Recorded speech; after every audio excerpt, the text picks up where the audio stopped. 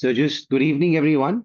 Now we are actually starting with the presentation itself. And as I've just said, and you can read on the screen itself, today's presentation is all about mastering the digital SAT, trying to give you some kind of a working plan, which obviously you will have to individualize yourself in terms of looking at your own strengths and weaknesses of how this plan can best suit you. But that is going to be part of our discussion today. And as always, we will also look at various approaches that you can look at SAT and things that we do advise students for. And we will, as always, conclude the session when it comes across to resources. So this is the session roadmap that I was just talking across of, that we will be taking a look at the whole SAT, information around it, the coursework, the framework, the scoring, the structure, and the plan, approach, and resources that I've just described we'll be going through. Before we get into the presentation itself, I just want you guys to give me a couple of answers in terms of poll that I'll just put across, just to understand at what grade and what requirements different students are joining us across from. So I've just launched the first poll, which is the current grade that you're currently studying in. It'll just give me a good understanding of the population that has joined us across.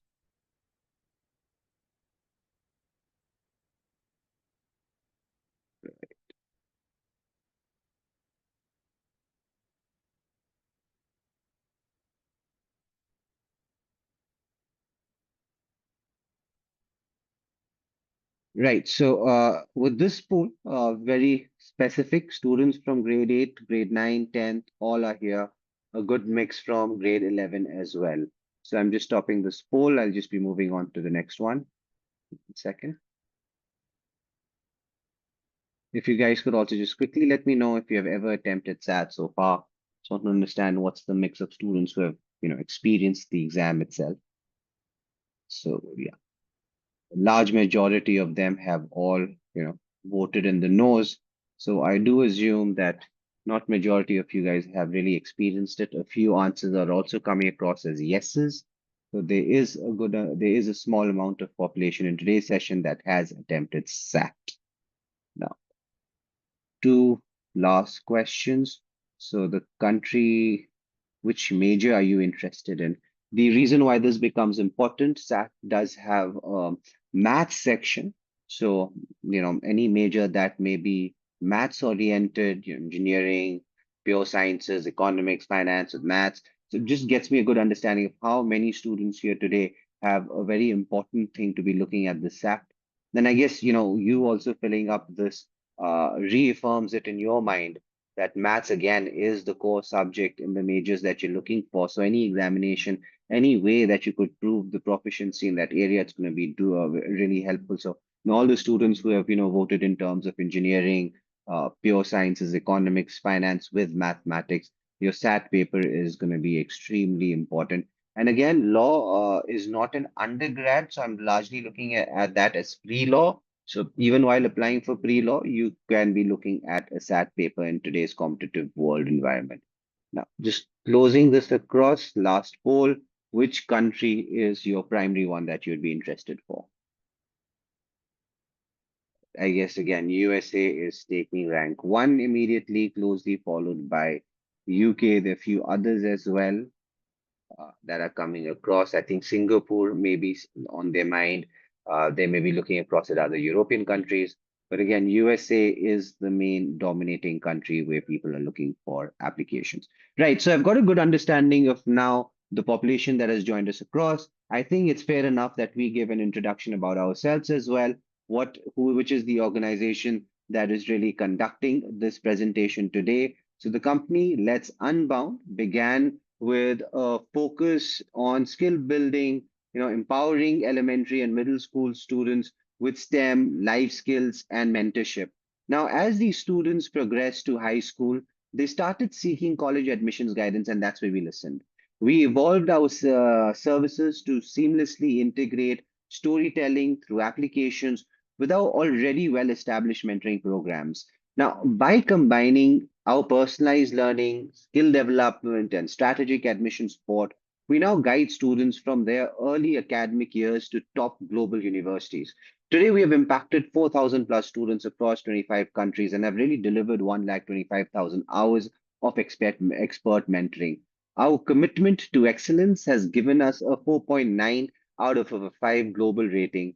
We are really proud to have partnered with organizations as Harvard Students Agencies and Arizona State University Prep Digital, which really ensures that the students receive a world-class educational experience. So at Let's Unbound, we don't just prepare students for exams or for admissions or for college. We largely prepare them for the life within college and beyond. So it's more across preparing them for their life, which is also a core part of getting this whole application ready. Now, again, moving across from the organization's introduction, just giving you understanding about the founders. So Amol on your left, he is a real serial entrepreneur when it comes to education vision.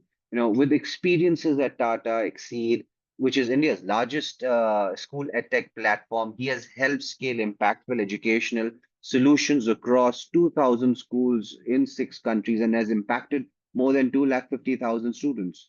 Nishant on your right, as we call him Professor Nishant, he's a mentor and educator and really the brains behind many of the learning pathways that we'll also be sharing across today. With 14 plus years of experience across academy and industry, he has counseled more than 1,000 students and has designed curriculum solutions right from K-12 to executive MBA programs.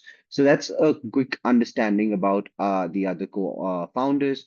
A quick view over my own profile. I'll be conducting the presentation with you today. I have got 12 years of experience after my MBA degree in investments and ed tech. I've worked with brands as Jaguar Land Rover, Citibank, Standard Charter, and I've also worked with institutes as Crimson Education and Added Education within the realms of education consultancy. And that's where I got my majority of the knowledge and understanding when it comes to admissions abroad.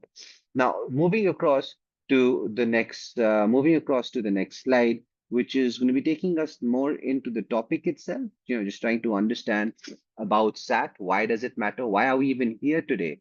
I guess one of those things that I would really say to the parents, and this is part of my conversations every day, is that because SAT still does matter. Even in a test optional world, a strong SAT score can be that real difference maker.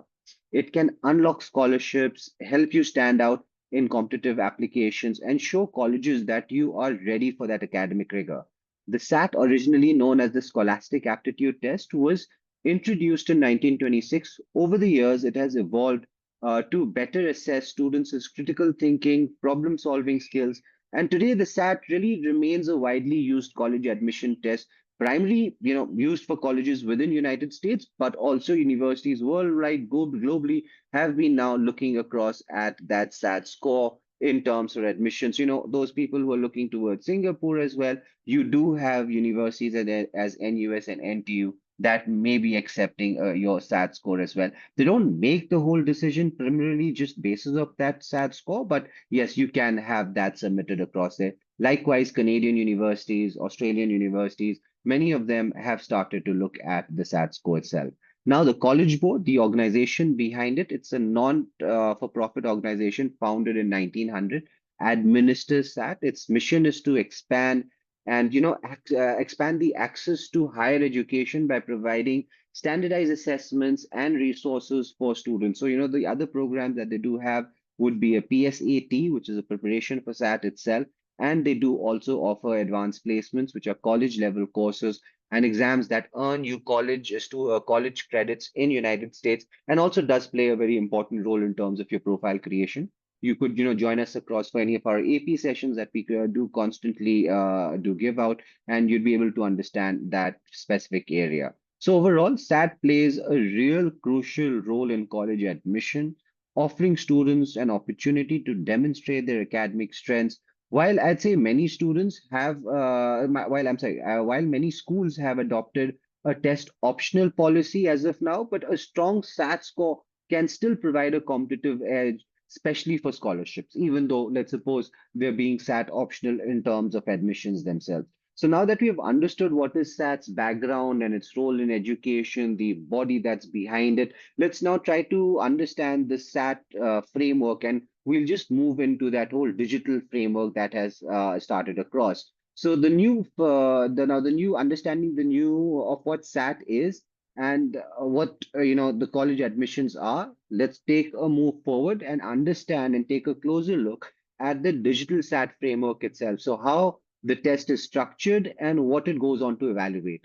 The digital SAT as has been really redesigned to make the test taking experience more streamlined, secure, and focused on skills that really matter for your college life and beyond. Here, as you can see on your screen, are some key aspects of this new SAT Pro format. The test will last for approximately for 2 hours 14 minutes, which is shorter than the previous paper-based version.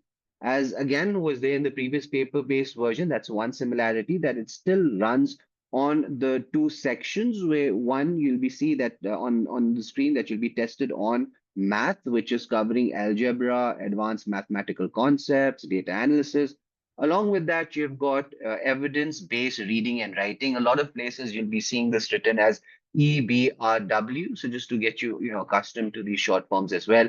So the English part, which is going to be assessing your comprehension, your grammar, the reasoning, and analytical skills. The test now, as you can see, is, and you also do understand from the word digitalized, is administered online. So it just has made it more efficient. It has made it more accessible, while you could also see and say that has improved the overall security. Now, one of the most important changes in the digital SAT is the real shift from the memorization and towards the real world application of knowledge.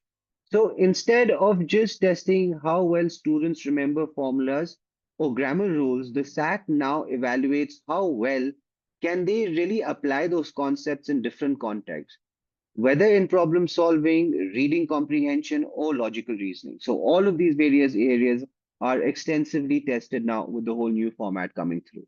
The test is also now adaptive. That is another thing that we'll be, discussing in a later in my just next slide, which also overall just trying to give you that understanding. It just means that the difficulty of questions will adjust on basis of the students' performances. So this is how your overall structure has been created. Let's move in to how does the SAT scoring work, in which you will be able to better understand what do I mean that SAT is an adaptive examination as of now. Right. So now that we have, I would say we have understood the digital SAT framework, let's just talk about something which is, extremely important, the main core reason about why you're giving SAT. So how SAT scoring works and how your performance is going to be overall evaluated.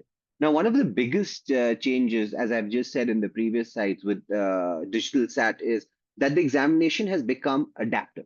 But what does that overall mean? So now let's start on this one part that the SAT is divided into two stages that you can see on your screen on the left side, right? So and they are there for both of the sections. So do remember two sections, reading and writing, math separately. Both of the section will have two different stages. You'll have stage one, and your stage two, as you can see on the bottom, is divided between easier stage two and harder stage two. So everyone starts with the same stage one. This includes a mix of easy, medium, hard questions. However, based on your performance on this stage, which is stage one, you are placed into one of the different stage versions on the screen that you can see. So you'd move to the easier stage two if your performance in stage one hasn't really gone up to the well. So if you perform at a weaker level in stage one, you move to easier stage two, which contains mostly easy to medium questions. Now, on the other side, if you move across to this stage, which is the harder stage two, if you perform well in stage one, that is when you're moving to that stage, which contains mostly medium to hard questions. Now comes the other question. So, how does this impact your scoring? I mean, it doesn't just make across that if you've gone into the easier section, have answered easier question, so your scoring becomes easier to get through. So I'd say students who get placed in easier stage two will have the maximum scoring possible at 600 per section. So for example, if you've gone into easier stage two, both for reading and writing and math, the total score that you could expect is a 1200.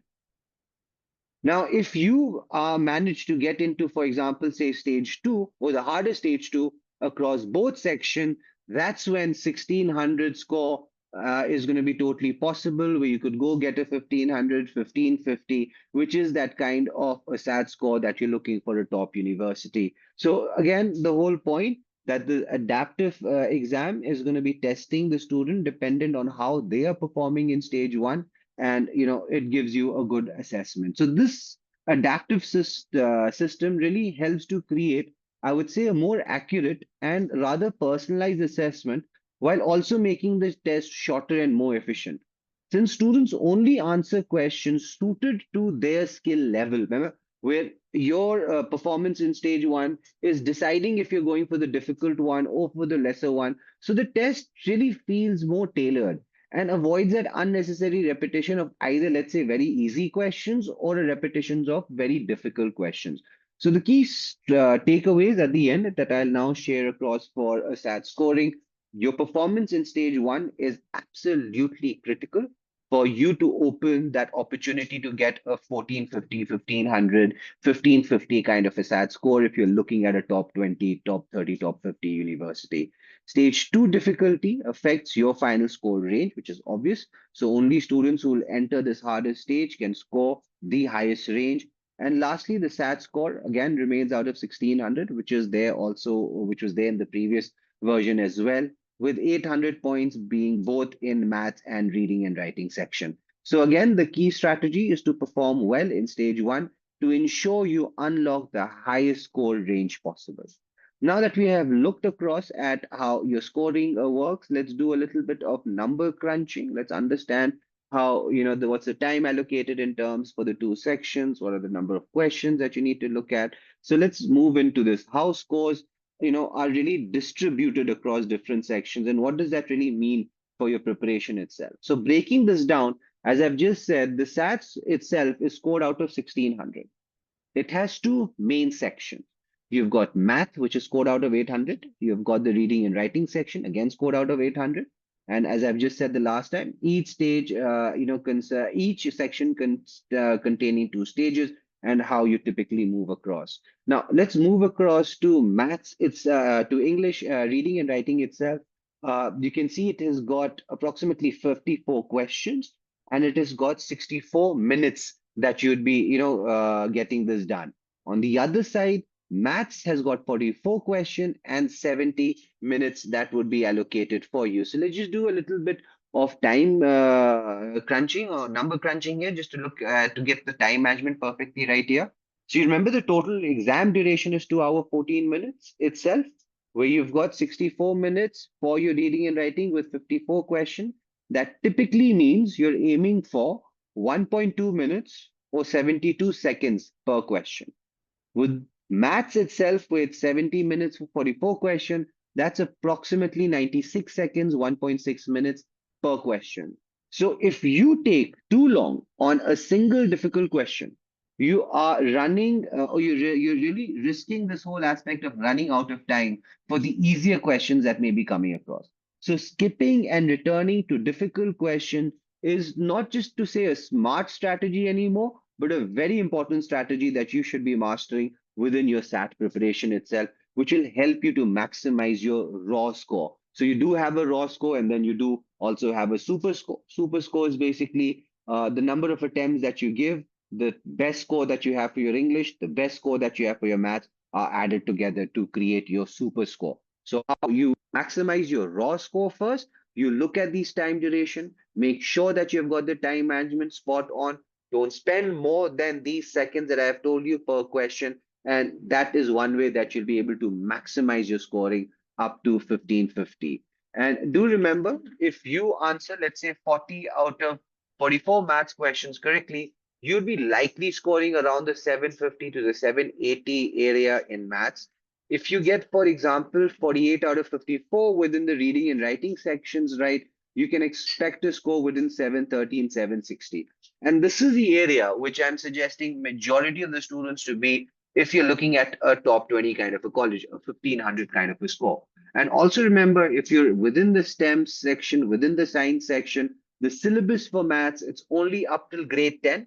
So you should be trying to push yourself, trying to get as close as 800 for your maths. It gives you that really good kind of leeway that you could drop even as low as 700 for English and still retain the 1500 kind of a SAT score. But again, that advisory does stick for students that are having a maths major or a maths based major for their degree, where they're very strong within this subject area. So again, the thought is just there that getting a full Monty within mathematics is largely or more probable rather than doing that for English itself. And there are a lot of students who go ahead and get a full Monty in both sections. We have a lot of them as well.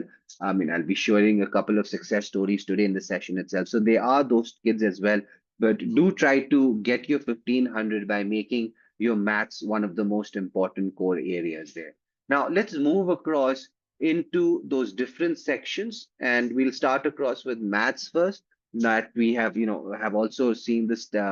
We've seen how your overall scoring is working. Let's really break down the math section in detail and understand the content distribution, and really help us to prioritize the topics to maximize our performance. And it's not about having every single section with that same area of strength, because it's not that every section within SAT has that same kind of weightage. So the SAT math section consists largely of four content domains, right? And each of them carry very different weightages. One of the most important domains within maths is algebra. So that would be approximately 35%, 13 to 15 questions you'd be getting there.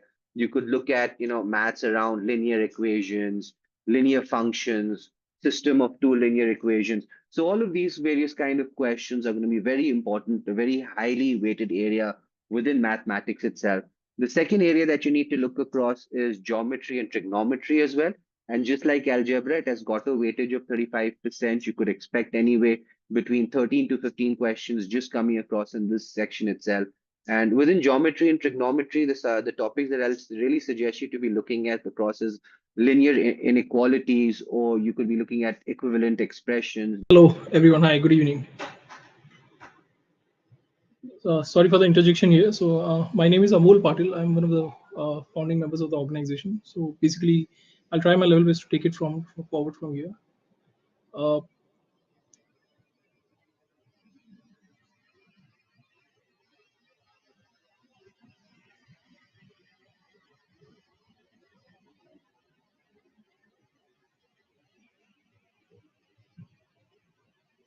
just Kanushri, just to check there, is it the right slide that we were there at? If you can confirm me, please. Yes, Amol. Okay, great. So, I hope it's visible to you and all of you there. Right. So just moving across, as Faraz was mentioning about the digital SAT preps, there are multiple phenomena that we'll have to carry on. The first fundamentals are basically the sections which are allocated. There are many timelines that we have to adhere to. First is the reading and writing section.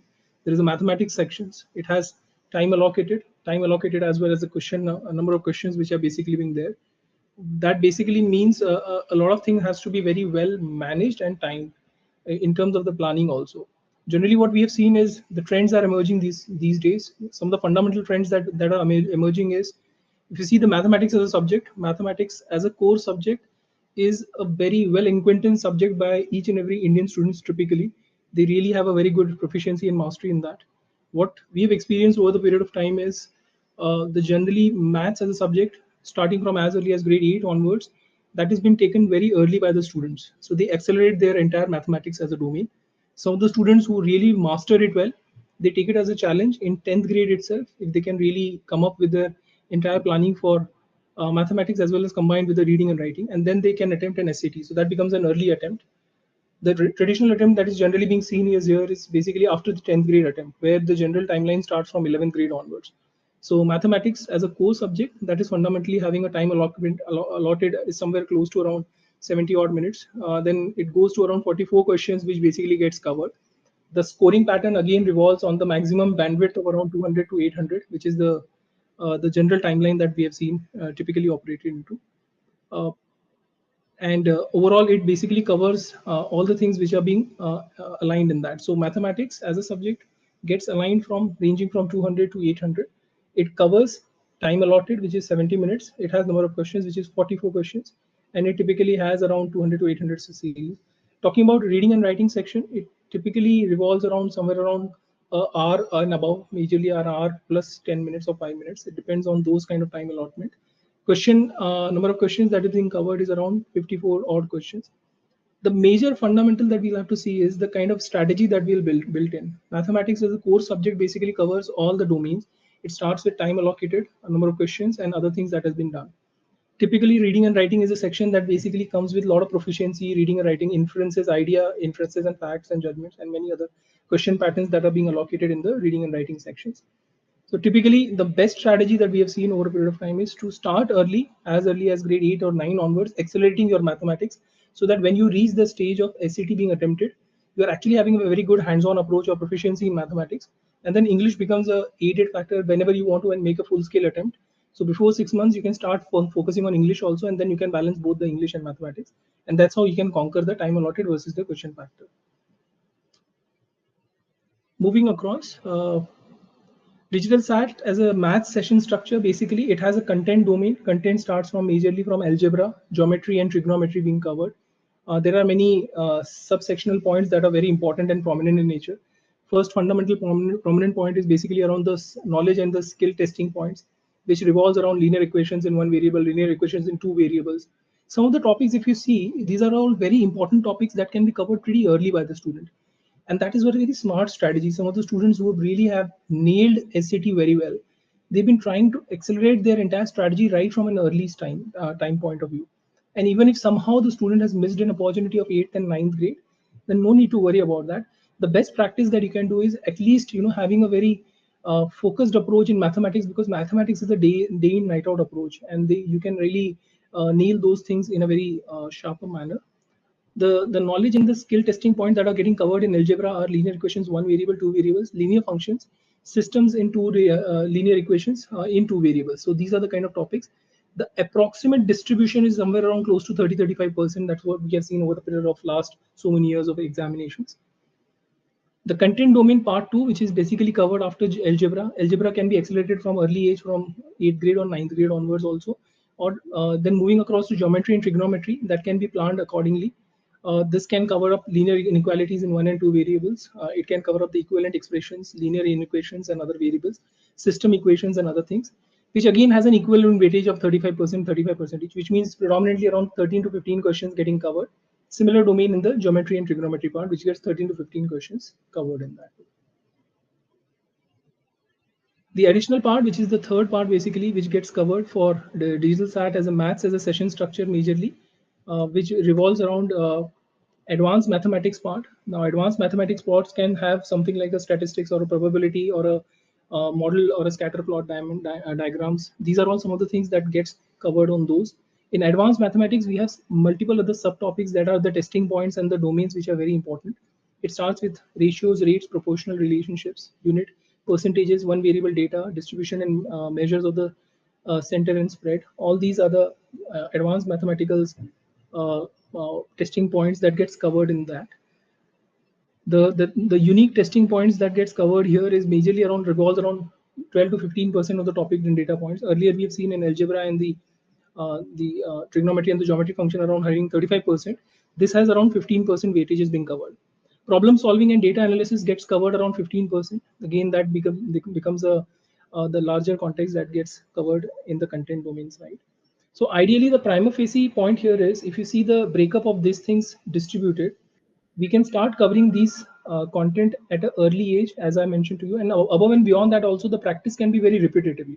You can map it with your respective syllabus of the IB board, IGCSE board, or a CBSE or a state ICSE board also. And then you can see how this can get balanced out over a period of time. So these are the fundamental content domain that gets covered. This is how the mathematical structures is aligned. Once you are having a very fairly bit of a confidence in mathematics, that actually reduces a lot of burden and load in SAT preparation. And that's what we have seen over a period of time. Because having a mathematics, the high expectations are always on upwards of getting 760, 780 or 800 and 800. But once you come closer to those realities sooner, you're actually making a strategy of SAT as a very good attempt, because your English then also gets a lot of good focus. And at the last leg, when the English preparation is very much required, there your focus is very, very balanced in both the domains, because you already nailed mathematics, and then you have actually mastered English by the time you are actually on the nick of your best of the abilities. And then scoring somewhere close to around 15, 20, 15, 40 becomes a very comfortable task initially. And then you can refine your entire attempt with the second and third attempt as you move forward.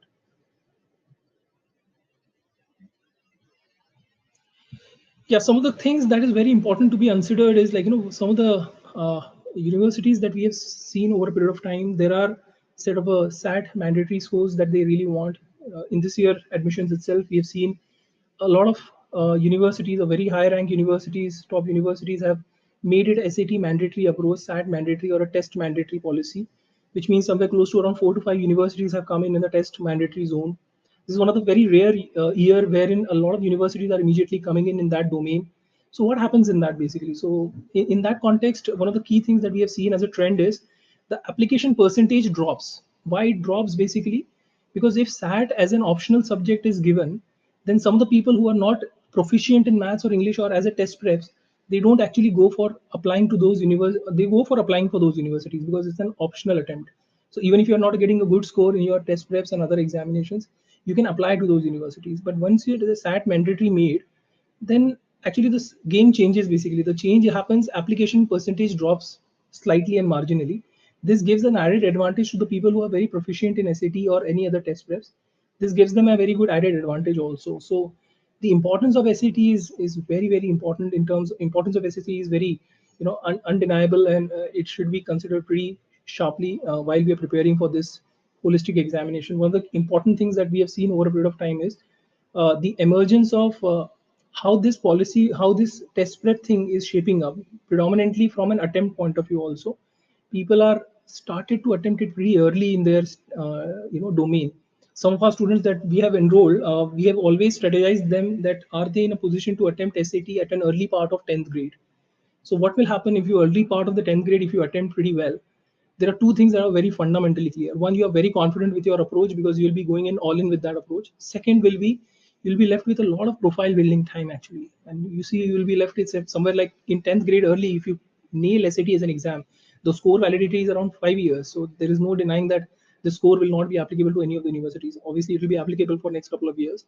But one of the very good advantage that really will play out is you'll get 24 months of a profile building focus, razor sharp focus that you can create, and that will really be a very big advantage to you. So this is where we have seen that this importance of SAT is very, very undeniable. This year is one of the defining year that we are expecting while we are shaping up our students applications all across US, Canada, and different geographies. There is going to be a significant drop because almost 4 to 6 universities are made it mandatory. Back it up with other formalities that are being coming up in this year, clubbed with some US regulatory and visa related challenges. So this year we are seeing the importance of SAT becoming very, very important. Some of the students who are at the border edge of 1480, 1500, still this year we are making them attempt to close to around 1420, 1520 or 1540 if they can nail it out. Some of our prodigy students who are in the bracket of 1520, we themselves are motivating them to get up to a score of 1540 or 1560 kind of thing. So this is how the entire journey of this importance of SAT. This is undeniable and it has to be taken pretty seriously. Right. So how does it really work it out? How do you actually define an importance of an SAT score? So importance of an SAT score comprises of the quadrant and the percentile. It actually comes as a top of the pyramid of an academic index of any university.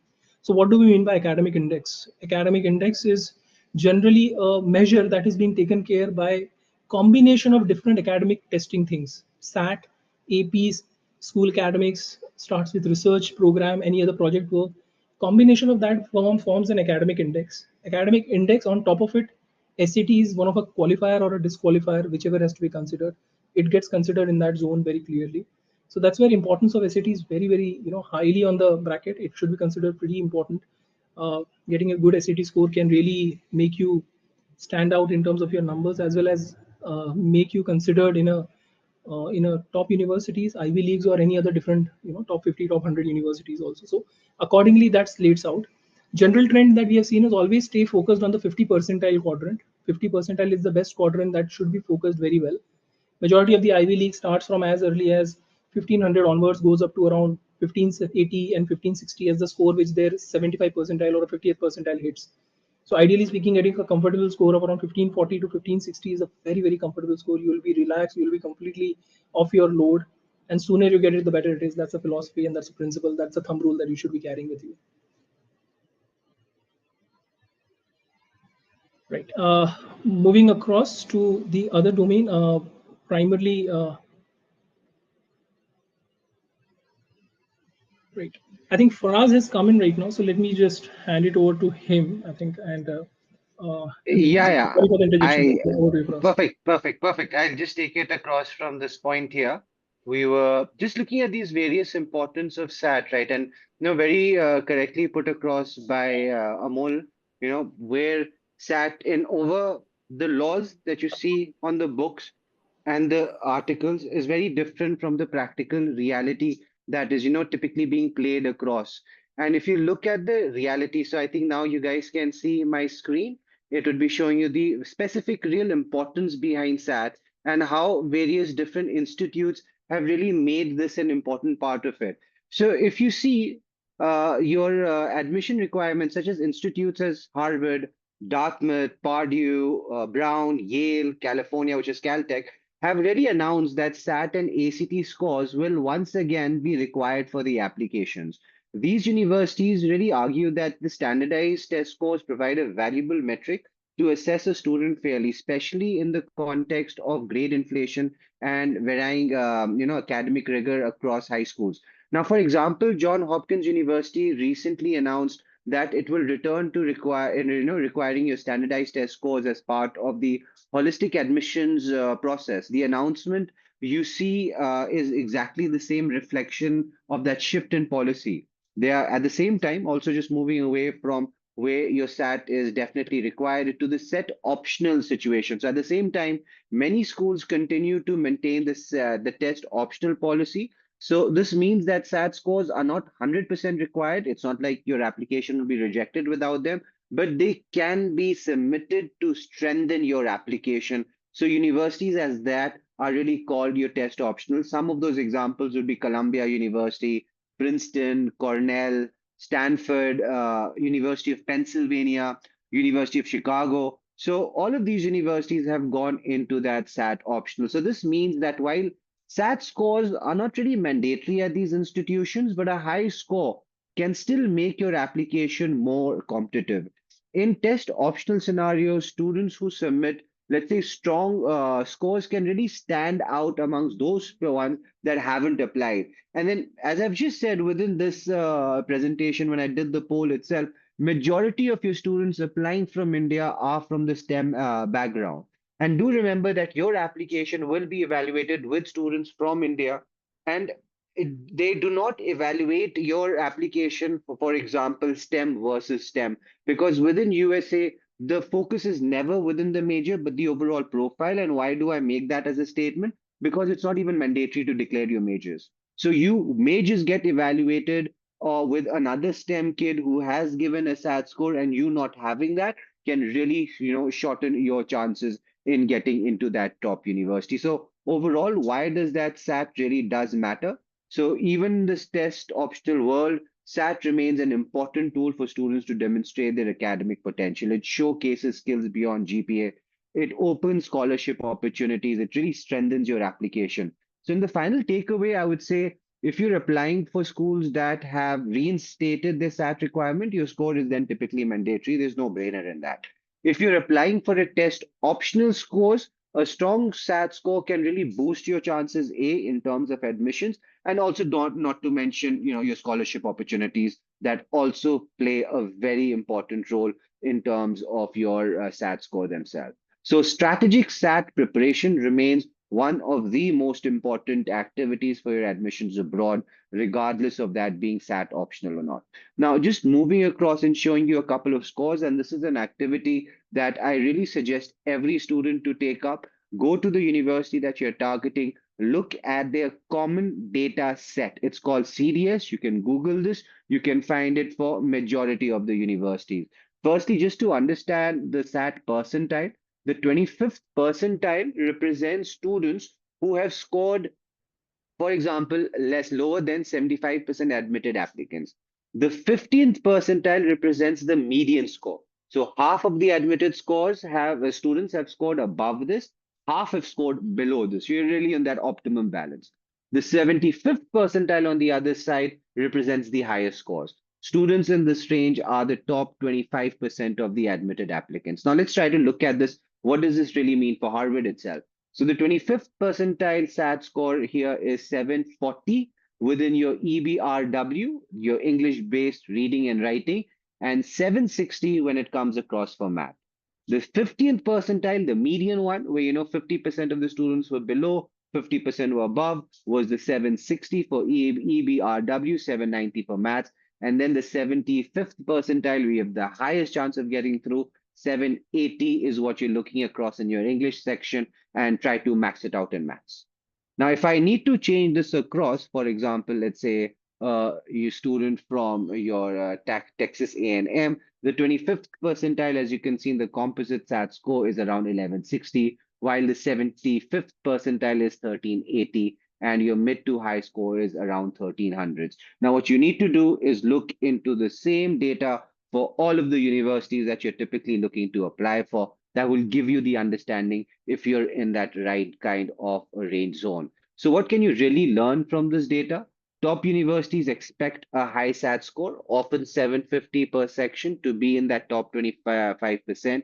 Mid-range universities accept a wider range of scores, but a competitive score still really improves your chances of admission. So if you're really targeting scholarships or competitive programs, being in that 75th percentile or above significantly strengthens your application. So the final, the takeaways that I'll be giving across with this part of the presentation is to really know the target SAT scores for your college that you're applying.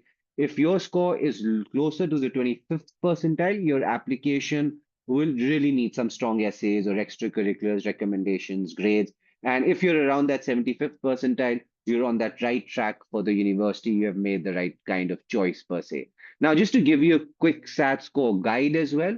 So the top 10 universities in USA, your Harvards, your Stanfords and Dartmouths and Caltechs, that's 1550. Moving this all the way even to a top 40, a Texas A&M, a Boston, you to really put across a safe application. You can get admitted in 1300 as you've just seen within the data set, but that safe spot would be 1400 and above if you're looking at a top 50 university. Going back to the part when I was talking about the adaptive SAT scoring, that's where it's very, very important for you to crack into the difficult stage two for both of those two sections, where you scoring a 1400 kind of a SAT score is going to be possible.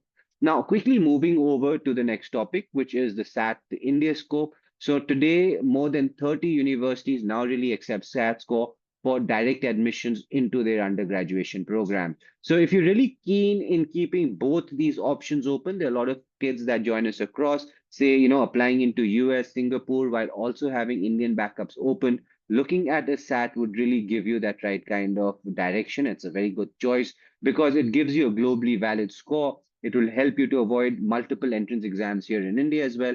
And it can replace other testing formats required by private Indian universities and also replicate that same aspect globally. So just to give you a quick view of the various universities that are using the SAT, Ashoka University is one of India's leading liberal arts universities, really known for its interdisciplinary approach to education. Flame is also a pioneer in liberal education in India, offering programs in business and humanities, technology. Amity, Indian School of Business and Finance, Ahmedabad University, Prakasha, Kriya, all of them are fantastic institutes that are, also using across your SAT these days. Now, moving into the next part of our presentation is to start thinking across and giving you an overall plan that you can work across with to get that right kind of a SAT score. So now that we've understood the importance of SAT, and its role in college admissions, let's really talk about how to build that effective SAT study plan to reach your target score. So preparing for SAT isn't just about studying hard or studying continuous for long term, as one may be thinking across in terms for, let's say, a joint entrance exam. This exam is really about preparing at the right time and doing it in the right fashion.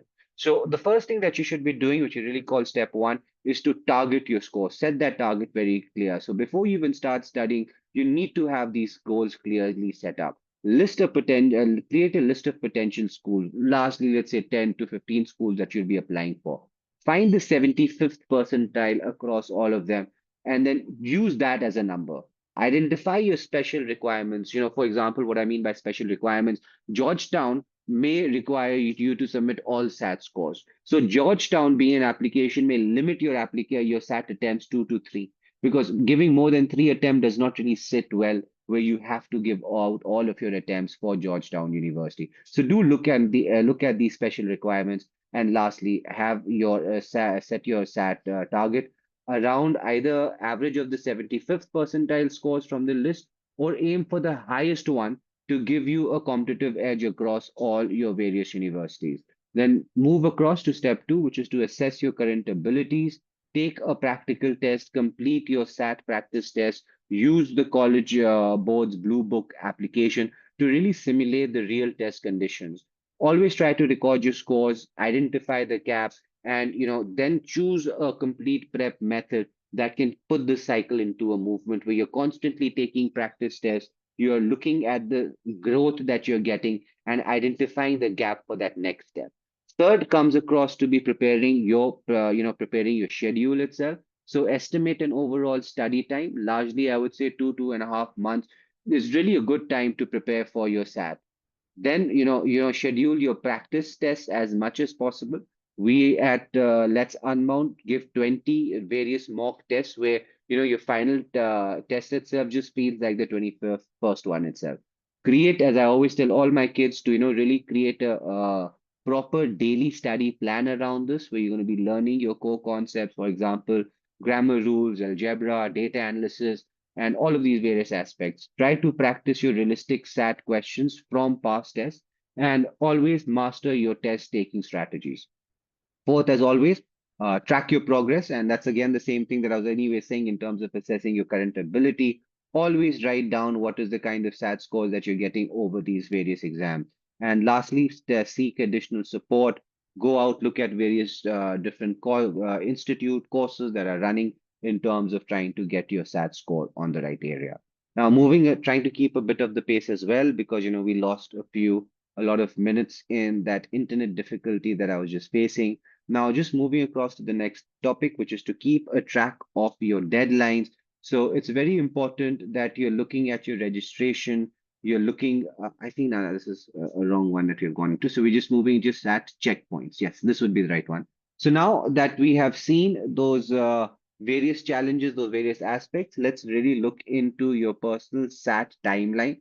Now, if you're a student who's currently in grade 10, you are at that stage where you've started the syllabus of SAT itself, which is grade 10 mathematics and English. Your really first SAT attempt would be coming in next year.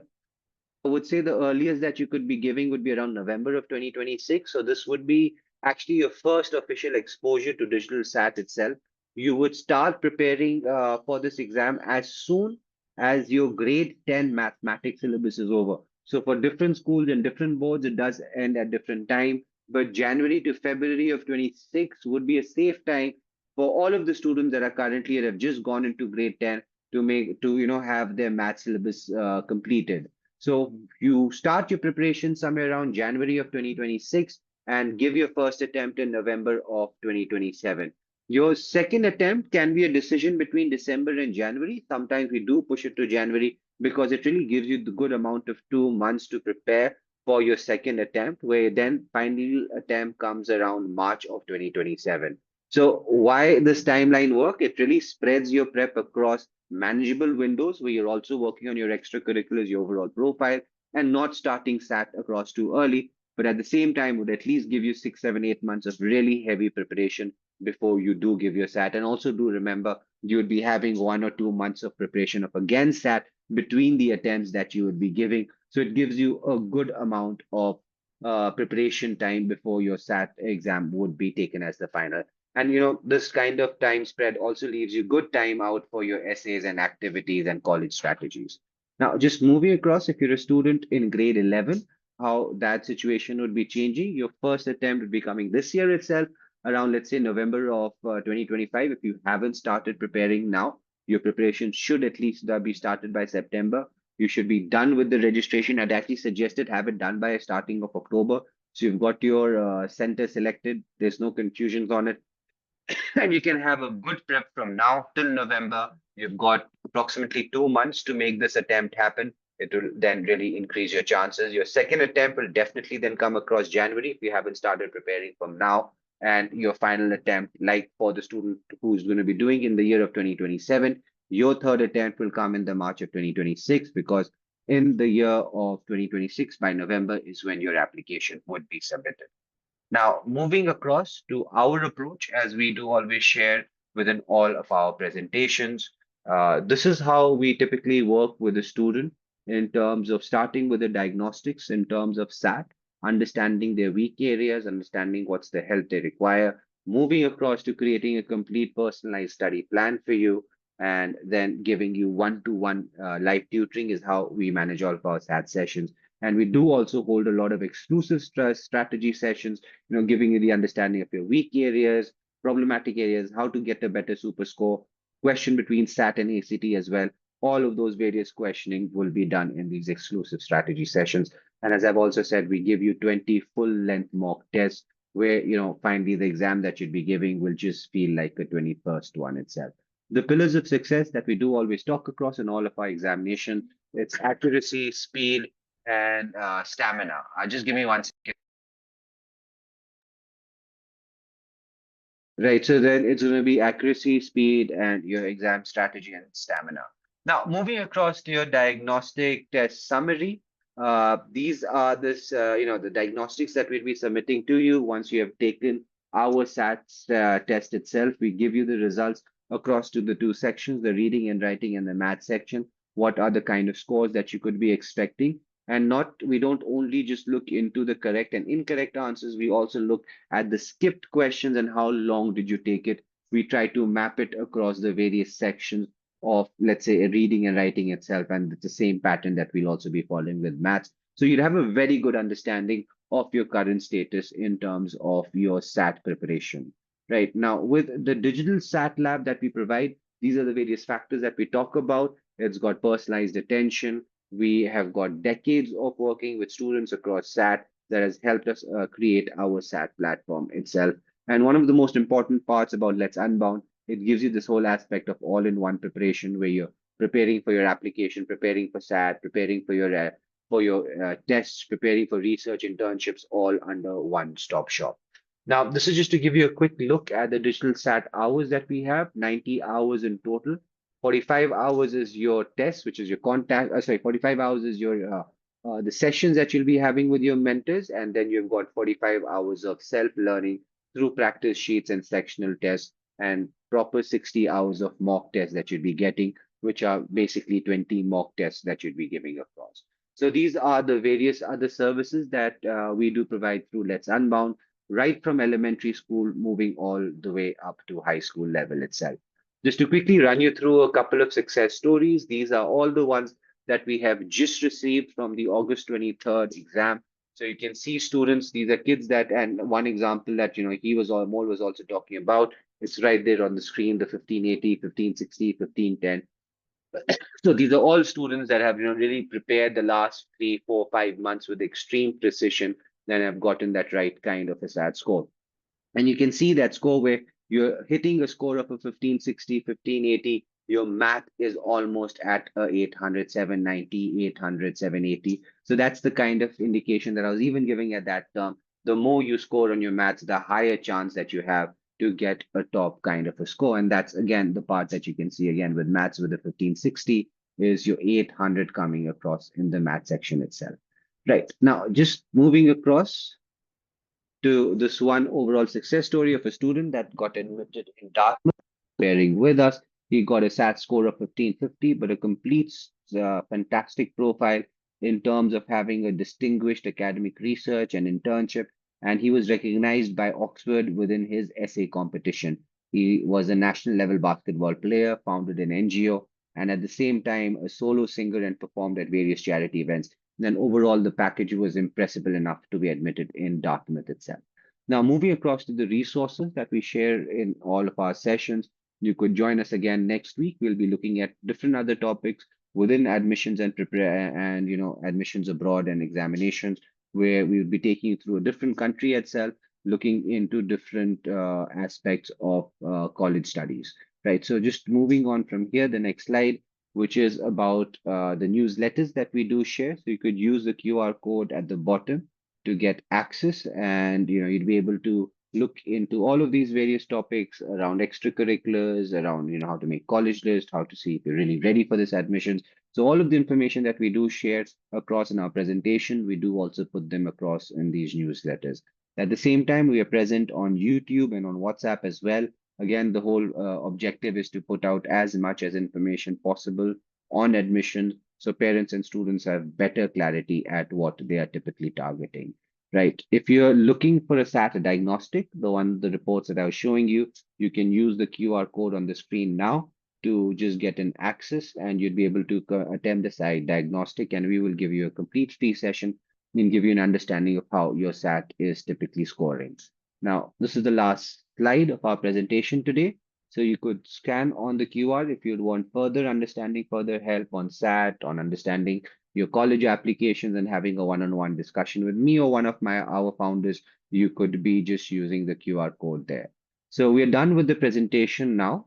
I would just request anyone, if there's certain questions that you'd be having, you could just post them now onto the Q&A. Thank you for bearing with us with all of the disturbances today, and really apologizing to you for having those issues.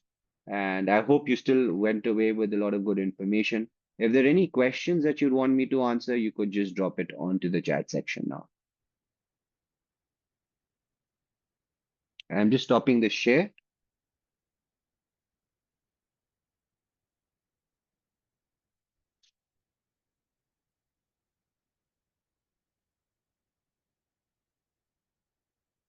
Right, so I'll just be now stopping the presentation itself. And thank you for joining us across this weekend, and hope to see many of you in the next weekend session.